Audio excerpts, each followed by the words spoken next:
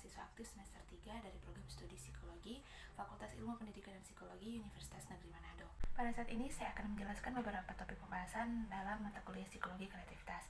Jadi ada 5 topik pembahasan. Yang pertama, definisi dari kreativitas. Yang kedua, pendekatan 4P dalam kreativitas.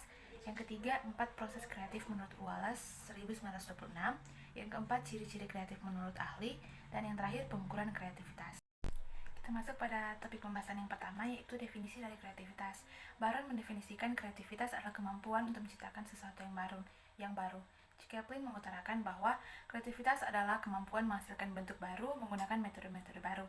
Jadi, kreativitas merupakan suatu proses mental individu yang melahirkan gagasan, proses, metode, ataupun produk baru yang efektif, bersifat imajinatif, estetis, fleksibel, integrasi, suksesi, diskontinuitas, dan diferensiasi yang berdaya guna dalam berbagai bidang untuk pemecahan suatu masalah. Kita masuk dalam topik pembahasan yang kedua, yaitu pendekatan 4P dalam kreativitas. Menurut Munandar, kreativitas dipengaruhi oleh 4 aspek, yaitu pribadi, pendorong, proses, dan produk, atau lebih dikenal dengan 4P dalam kreativitas. Jadi, kreativitas bukan semata tentang produk atau hasil, tetapi juga tentang termotivasinya seseorang pribadi yang kreatif untuk terlibat dalam proses berpikir kreatif, sehingga menghasilkan produk yang kreatif. Yang pertama itu pribadi, yang terdiri dari 4 aspek, yaitu aspek kelancaran, kelenturan, originality, dan kerincian. Indikator dari aspek pribadi kreativitas anak, menurut Catherine dan Allen, adalah anak yang berani mengambil risiko ketika melakukan hal yang berbeda, baru ataupun lebih sulit. Anak kreatif juga senang bercanda, senang bercakap-cakap, banyak bertanya, imajinatif, dan memiliki ketertarikan akan hal-hal yang baru. Selain itu, anak kreatif sangat fleksibel dan memiliki motivasi yang tinggi, sehingga sangat menikmati saat mengeksplorasi lingkungan, melakukan kegiatan yang unik menurutnya, dan saat memecahkan sebuah masalah. Anak kreatif ternyata tidak selalu menunjukkan perilaku positif, tetapi juga perilaku negatif, seperti sulit berkompromi, karena anak kreatif biasanya berpikir bebas tanpa batas, dan cenderung melakukan hal-hal yang diinginkannya secara spontan. Yang kedua adalah pendorong. Kreativitas menurut Csikszentmihalyi dapat dilakukan melalui kegiatan yang terprogram dan terkondisi.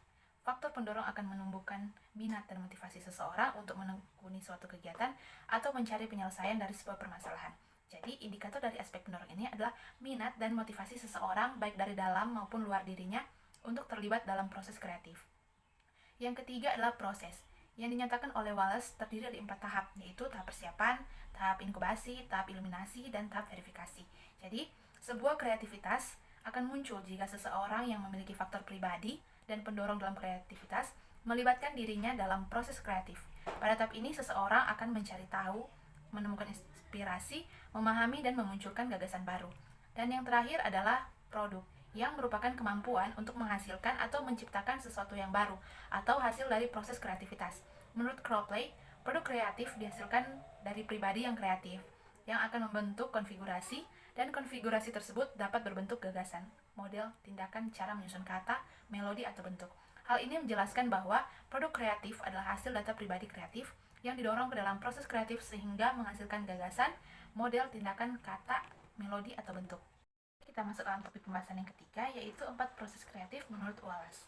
Salah satu teori yang sampai sekarang banyak dikutip adalah teori Wallace yang dikemukakan pada tahun 1926 dalam bukunya The Art of Thought, yang menyatakan bahwa proses kreatif meliputi 4 tahap, yaitu yang pertama tahap persiapan, yang kedua tahap inkubasi, yang ketiga eliminasi, dan yang terakhir verifikasi.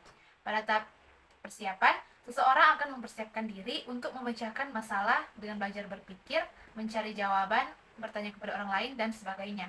Pada tahap yang kedua atau tahap inkubasi adalah kegiatan mencari dan menghimpun data atau informasi yang tidak dilanjutkan.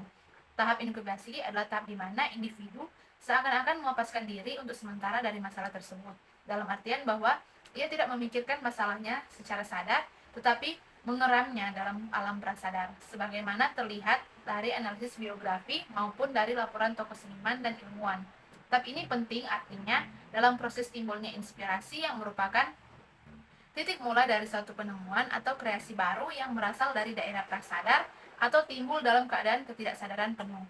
Yang ketiga, tahap iluminasi adalah tahap timbulnya wawasan saat timbulnya inspirasi atau gangguan baru, beserta proses-proses psikologis yang memicu dan mengikuti munculnya inspirasi atau gagasan baru. Dan yang terakhir, yaitu tahap verifikasi atau evaluasi, adalah tahap di mana ide atau kreasi baru tersebut harus diuji berdasarkan realitas. Di sini diperlukan pemikiran kritis dan konvergen. Dengan kata lain, proses divergensi atau pemikiran kreatif harus diikuti oleh proses konvergensi atau pemikiran kritis. Topik pembahasan selanjutnya yaitu ciri-ciri anak kreatif. Biasanya anak yang kreatif selalu ingin tahu, memiliki minat yang luas, dan menyukai kegemaran dan aktivitas yang kreatif. Munandar memaparkan 10 ciri-ciri pribadi kreatif, yaitu yang pertama, pribadi kreatif memiliki kekuatan energi fisik yang memungkinkan mereka bekerja berjam-jam dengan konsentrasi, tetapi mereka juga bisa tenang dan rileks bergantung pada situasinya. Yang kedua, pribadi kreatif cerdas dan cerdik. Mereka juga mampu berpikir divergen dan konvergen. Yang ketiga, kreativitas memerlukan kerja keras, keuletan, dan ketekunan. Yang keempat, pribadi kreatif dapat berselang-seling antara imajinasi atau fantasi, namun tetap bertumpu pada realitas. Yang kelima, pribadi kreatif menunjukkan kecenderungan baik introversi maupun ekstroversi. Yang keenam, pribadi kreatif dapat bersikap rendah diri dan bangga akan karyanya pada saat yang sama. Yang ketujuh, pribadi kreatif menunjukkan kecenderungan androgini psikologis, yaitu dapat melepaskan diri dari stereotip gender maskulin sama feminim. Yang selanjutnya, pribadi kreatif cenderung mandiri, bahkan suka menentang, tetapi di lain pihak mereka bisa tetap tradisional dan konservatif. Yang selanjutnya, kebanyakan pribadi kreatif sangat bersemangat bila menyangkut karya mereka.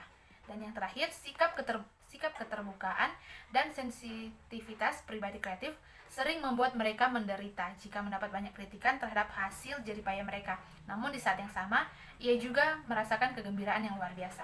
Nah, menurut Munandar, pribadi kreatif biasanya mempunyai rasa humor yang tinggi, dapat melihat masalah dari berbagai sudut pandang, dan memiliki kemampuan untuk bermain dengan ide, konsep, atau kemungkinan-kemungkinan yang dihayalkan.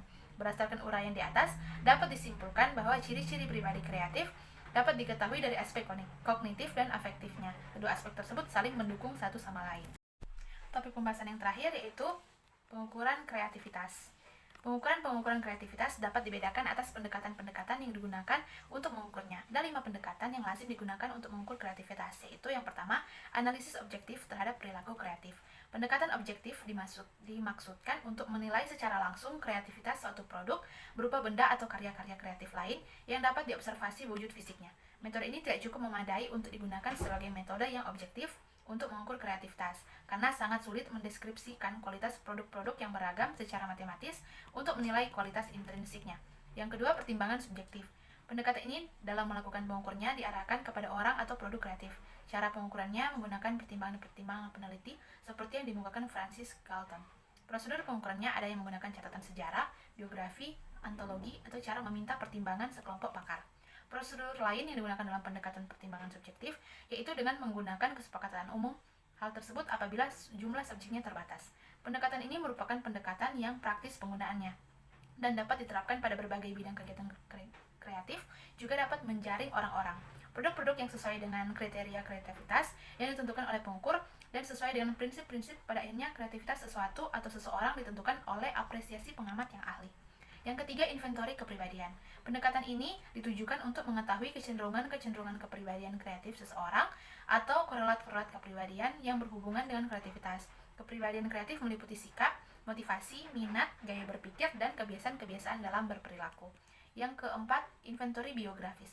Pendekatan ini digunakan untuk mengungkapkan berbagai aspek kehidupan orang kreatif, meliputi identitas pribadinya, lingkungannya, serta pengalaman-pengalaman kehidupannya. Dan yang terakhir, tes kreativitas. Tes ini digunakan untuk mengidentifikasi orang-orang kreatif yang ditunjukkan oleh kemampuannya dalam berpikir kreatif. Hasil tesnya dikonversikan ke dalam skala tertentu sehingga menghasilkan creative quotient yang analog dengan IQ untuk intelijensi. Baiklah, sekian dari pemaparan saya tentang materi-materi psikologi kreativitas dan diucapkan banyak terima kasih.